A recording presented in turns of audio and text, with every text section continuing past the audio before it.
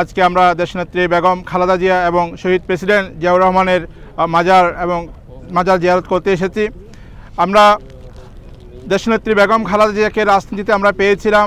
আমি ব্যক্তিগতভাবে ওনার সফর সঙ্গী হিসেবে 2017 সালে বাংলাদেশে এসেছিলাম দুবাই হয়ে।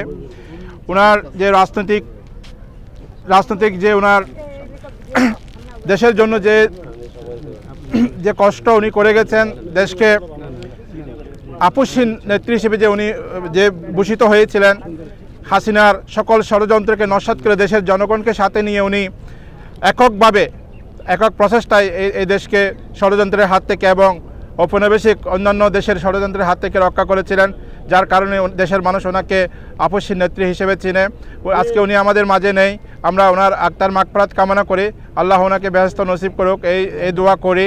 আজকে যারা আমাদের সাথে এসেছেন, বিএনপির সিনিয়র যুগ্ম আহ্বায়ক জনাব সালাউদ্দিন ভাই সহ, বেলাল ভাই, দিদার ভাই সহ আমাদের এখানে যারা রয়েছেন সকলকে আমি ধন্যবাদ জানাচ্ছি আজকের এই সুন্দর এই আয়োজনটা করার জন্য।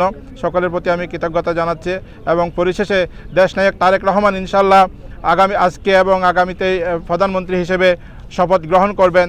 তার শপথের মাধ্যমে দেশে একটি যুগান্তকারী একটি পদক্ষেপ, 35 বছর পর বাংলাদেশ একজন পুরুষ প্রধানমন্ত্রী পাচ্ছেন এবং আমরা আশা করব শহীদ প্রেসিডেন্ট জিয়াউর রহমান এবং দেশনেত্রী বেগম খালেদা জিয়ার যে রাজনৈতিক অভিজ্ঞতা, দেশপ্রেম, সততা, নিষ্ঠা সকল কিছু সমন্বয় করে দেশনায়ক তারেক রহমান বীরদর্পে এগিয়ে যাবেন, দেশ ও দেশের কল্যাণে কাজ করবেন, এই আশাবাদ ব্যক্ত করে আমার বক্তব্য শেষ করছি।